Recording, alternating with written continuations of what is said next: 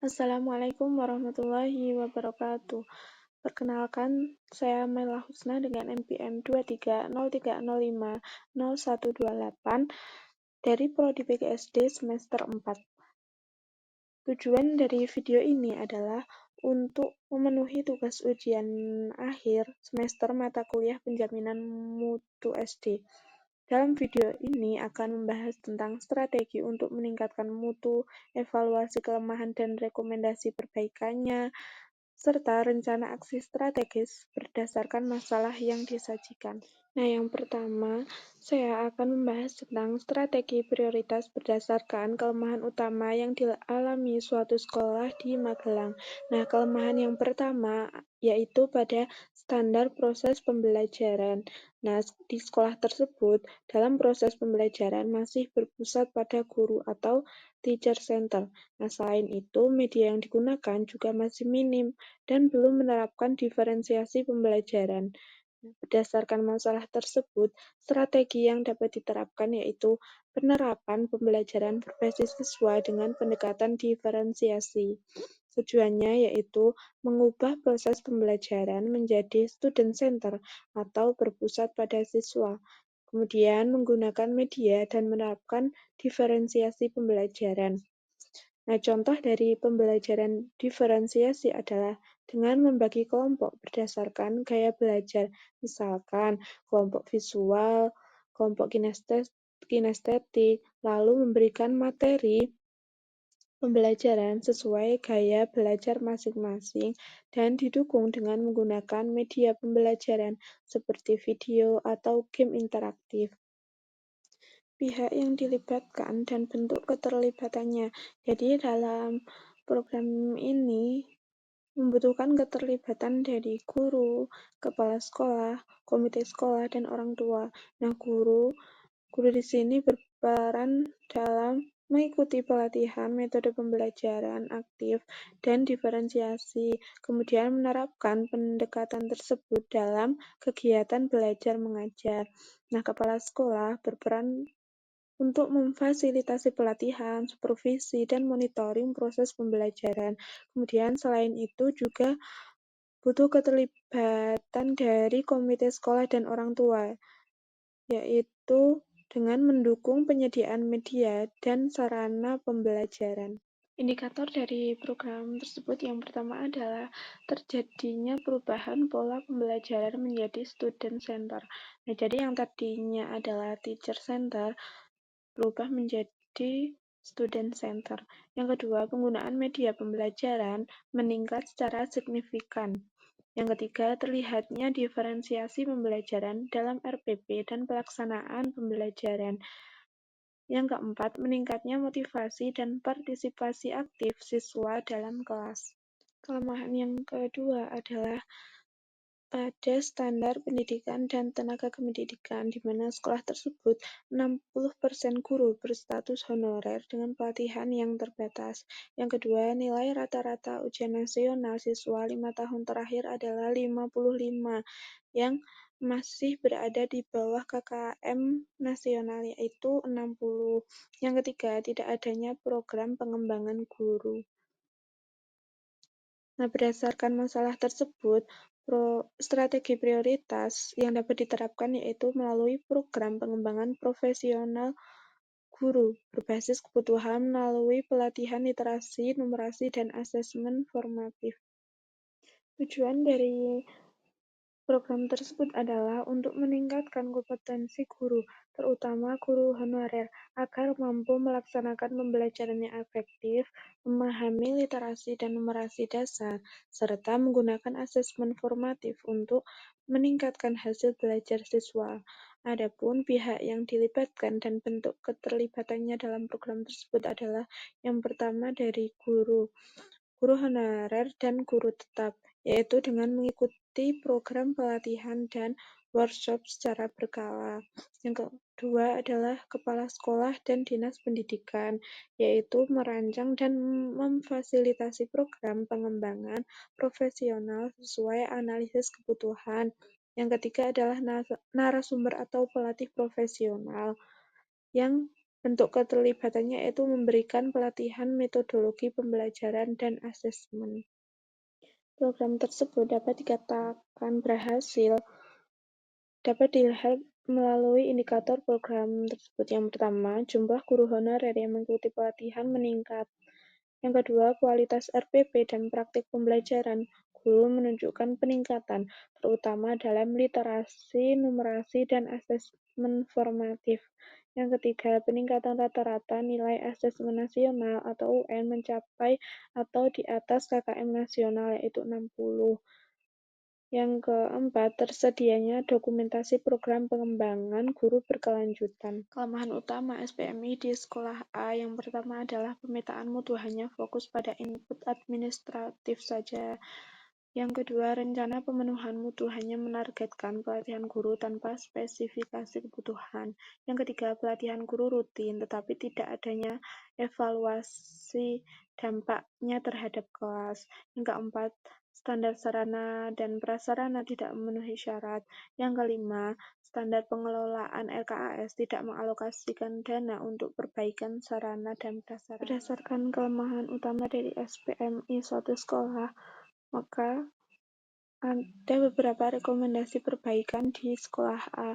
Yang pertama adalah perluasan fokus pemetaan mutu.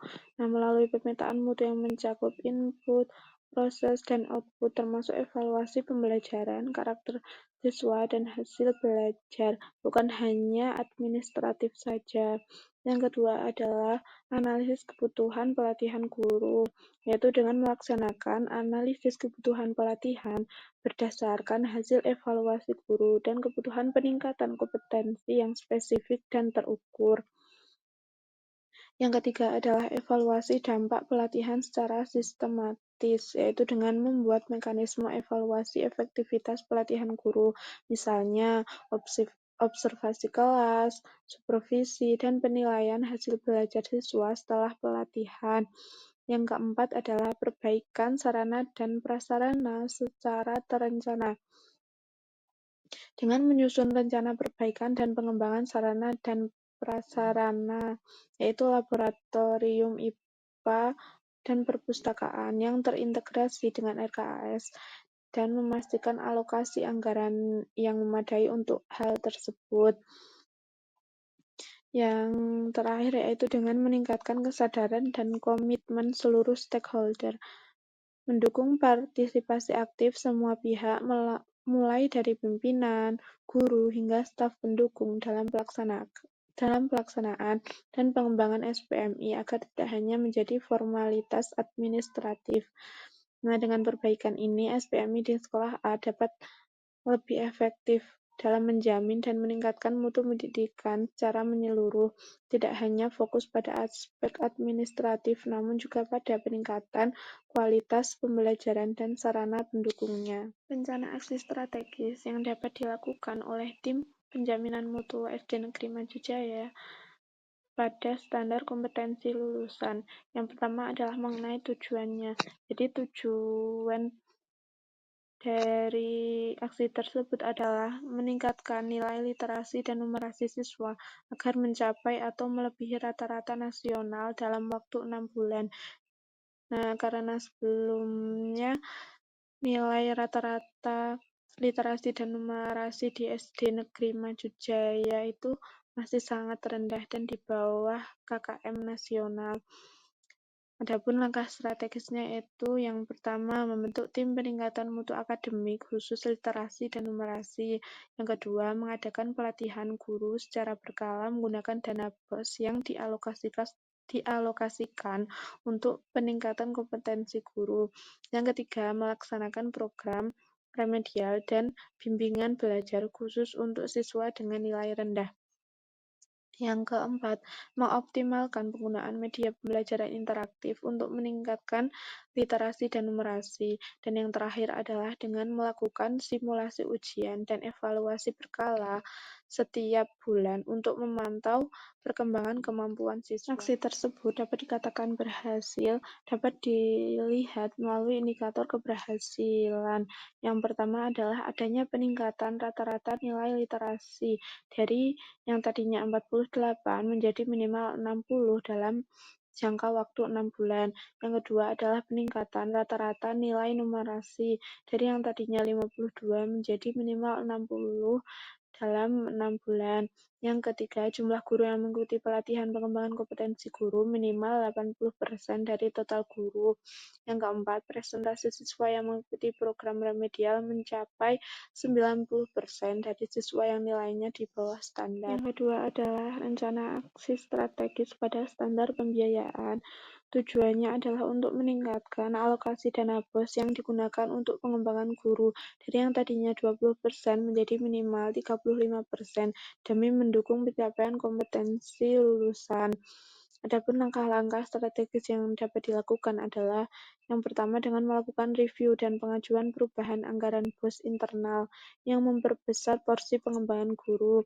Yang kedua, mengajukan proposal pendanaan tambahan dari Dinas Pendidikan atau sumber lain untuk program pelatihan guru.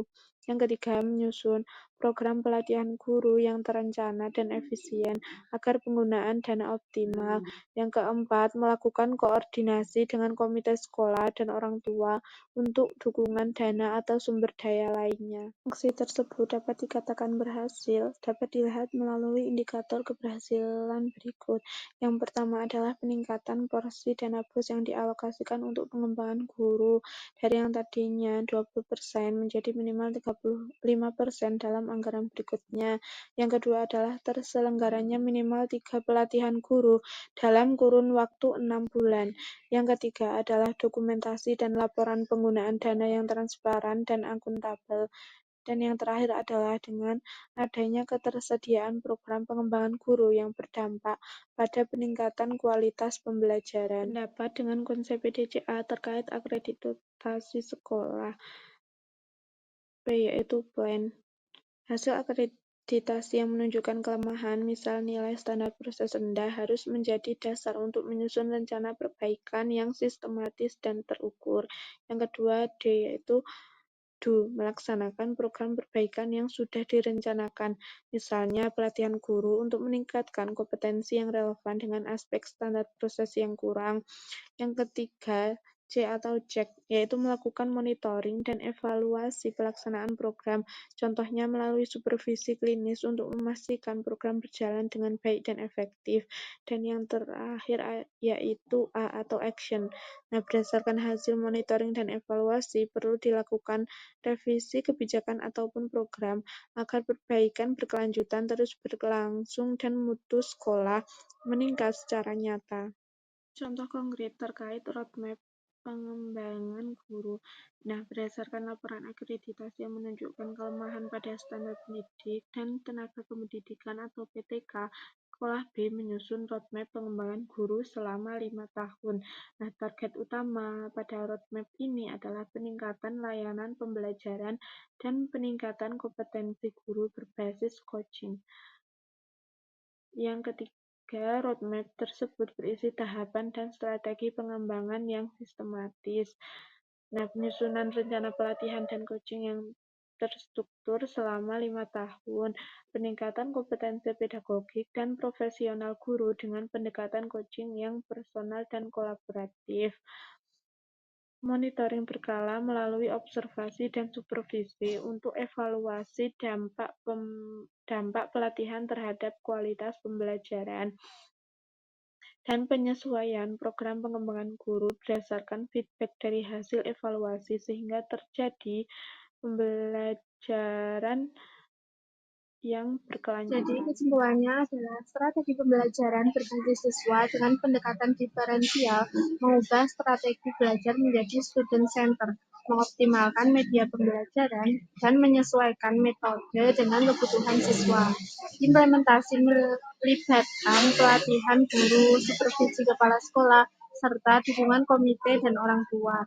SPMI di sekolah A mengalami kelemahan seperti fokus pemetaan mutu hanya administratif, pelatihan guru tidak berbasis kebutuhan, minim evaluasi dampak, serta sarana dan anggaran kurang memadai. Rekomendasi perbaikan mencakup perluasan pemetaan mutu, analisis kebutuhan pelatihan dengan evaluasi, perbaikan sarana terencana, serta penguatan komitmen seluruh pihak. Di SDN Madujaya, rencana aksi fokus meningkatkan nilai literasi dan numerasi siswa, serta alokasi dana BOS untuk pengembangan guru. Langkah meliputi tim mutu akademik, pelatihan remedial, media interaktif, simulasi ujian, revisi anggaran, dan kolaborasi komite. Pendekatan PDJA diterapkan untuk perbaikan berkelanjutan dengan fokus coaching guna meningkatkan mutu pembelajaran secara sistematis. Sekian yang dapat saya sampaikan, kurang lebihnya saya mohon maaf. Wassalamualaikum warahmatullahi wabarakatuh.